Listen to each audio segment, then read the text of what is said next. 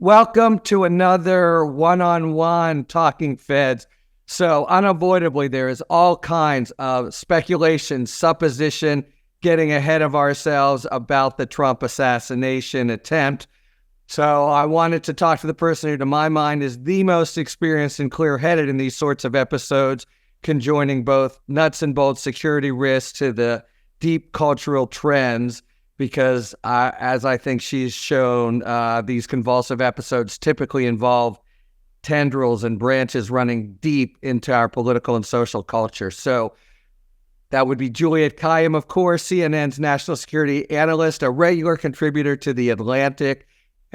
We'll be doing her second since the assassination within a few hours. Faculty chair of the Homeland Security program at Harvard's Kennedy School of Government, and the author of The Devil Never Sleeps, Learning to Live in an Age of Disasters. And there could be more, but we want to get right to talking. Thank Juliette, you. Thanks so much for being here. Thanks for having me. I'm thrilled. It's been a while. All right.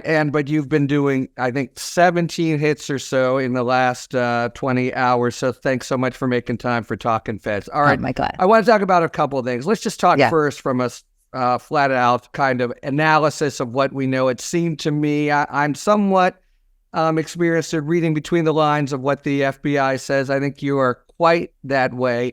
It struck me that they had more or less concluded that we have a very unusual situation, which is pretty much a lone wolf or as close to it actor, because their first order of business would be to eliminate any risk if there were Confederates out there. So tell me what we know, but also more importantly, what you sort of surmise reading the kind of agent speak that they've been doling out a little bit. And we're getting some of that too as well from some of the reporting about the shooter. So when you hear something like this happens, there's two sort of categories, and I call them loosely the Proud Boys or the Lonely Boys, right? So the Proud Boys would be your sort of right or left wing, but just, an organization that exists for violence or to promote violence.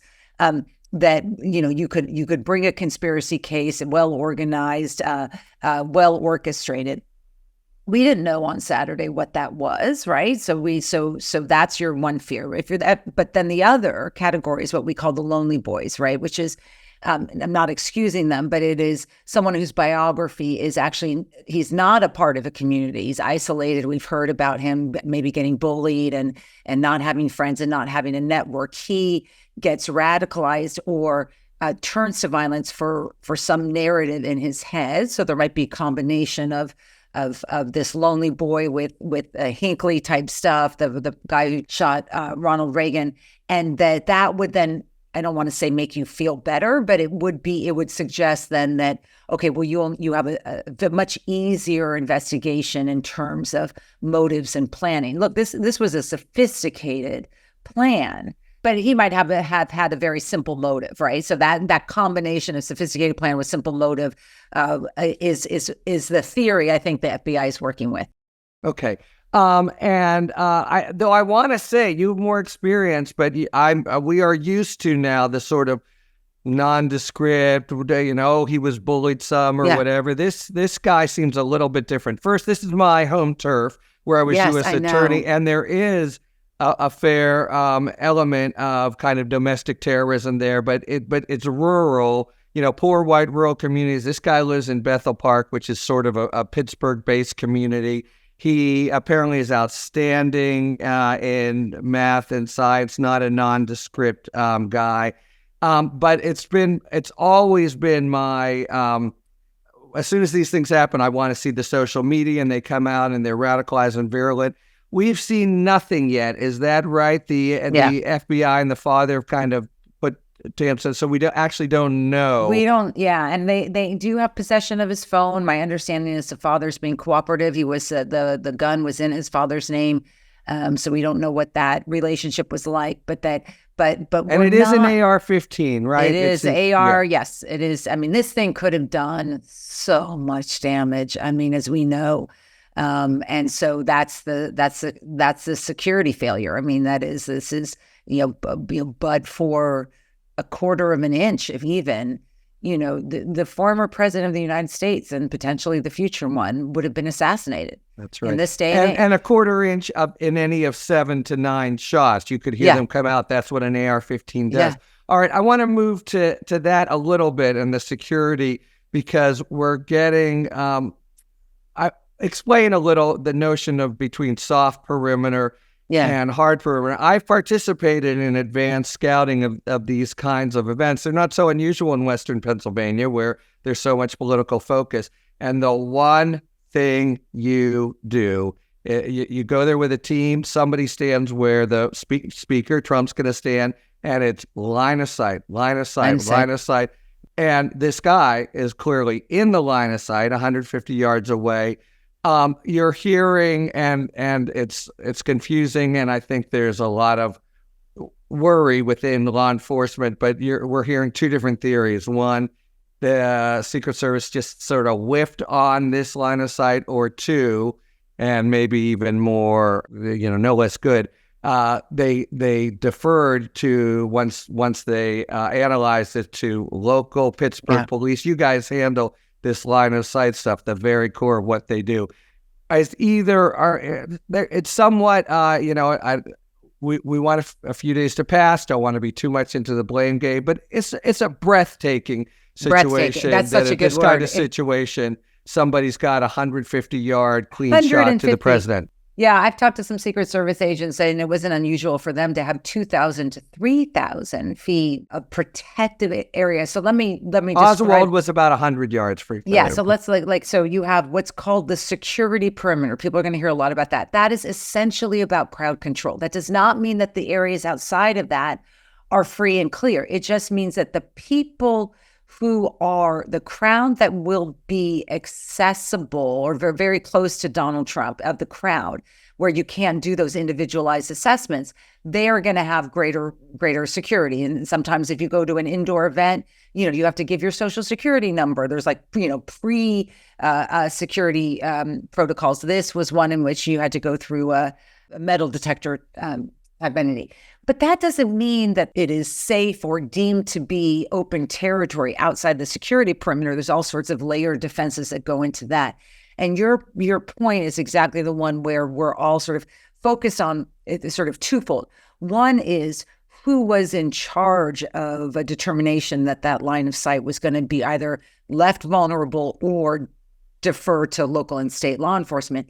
And the second is the Secret Service clearly, this is the one that it's going to be hard for the Secret Service to explain, which is the Secret Service clearly knew, because they positioned counter snipers, that the line of sight was exposed.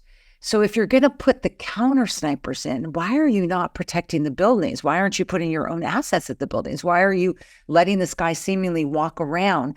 There's some reporting for about by the 2 AP. minutes, right? People spot him, and yeah. 2 minutes is a long time in public safety. It is not. And the thing is, that we test all the time is communication, because you've got to be responding in real time. So why are there members of the crowd know things? They're worried about this guy. They're saying, hey, this guy's going up there. Where is that information flowing to him? Why wasn't it flowing in time? That's the kind of thing that, you got to learn to do better. So yeah. Well, and you were at the Department of Homeland Security, so again, this is one of the many things that we don't want to focus on too much until we know more and until the immediate convulsions have passed. But I think the immediate mindset of some of the agencies are going to be, oh shit. The FBI gave a pretty tepid kind of finger pointing at the Secret Service. They did. Congress is coming out. This part will be ugly. Yeah. I have I've been in politics long enough too that what I would do if I were the Biden administration is, and he's speaking again to the nation tonight, I understand. Yeah. I would put the director of the Secret Service on leave. I think you have to do that. I really mean it. She has one job. She really does. And by the way, wasn't it telling to you that they weren't at the press conference? They were too busy. I don't think so. No, it's not that it's that you don't know how to answer. But if the answers are not don't pass the straight face test, then that's a leadership problem, right? And I mean, she may or may not, who knows if she's to blame. It's just sort of, you've got to have an entity take responsibility for this. And then you have the agency reviewed by an outside entity to ask the very questions that you and I were discussing, that sort of incredulous, right? That sort of, I'm looking at the pictures, when you first hear about it, you think, oh, the building's far away. And you're like, wait a second. It's like right there. That it's right diagram there. is really telling. Yeah. Okay. We won't hold you to this, but I wonder if there's any sort of corners you're kind of turning around. It strikes me, 20-year-old kid, high math, science, abilities, etc., that it's going to turn out to really be a mental illness kind of issue rather than a capture by terrorists. I don't know, but that's kind of my intuition. Law enforcement said. I wonder if there are things along those lines that, you're not, we don't want to bet the house on, but things that are maybe a step ahead of where the sort of suppositions. You're holding back and just. I've been through this before. More in the mass shooter case that.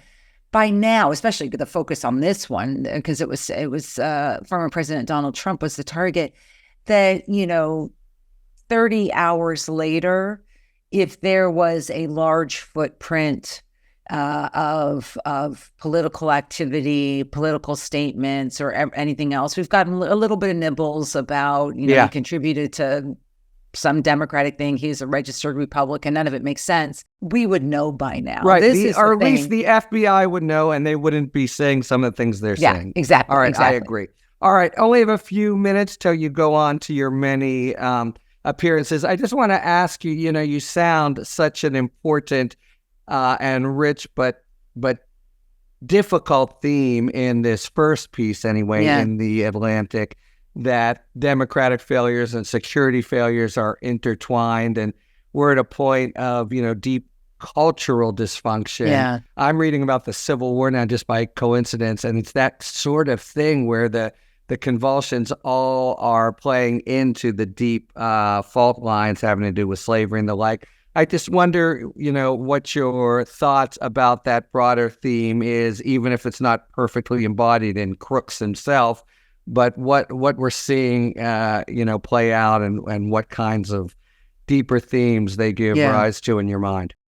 I mean, it is what I wanted to reflect on, because obviously we can do the tactical criticisms, is that the tactical fixes are really are cosmetic. I mean, that what we are experiencing now is something I've been on your podcast about a lot. I've been writing about it for a long time now, which is violence, or the threat of violence, as being sort of a nurtured aspect of our democratic differences, right? It's being condoned and flirted with, or let me just be or not condemned. This is very hard to talk about. I'll go flirted with, but go ahead. Yeah.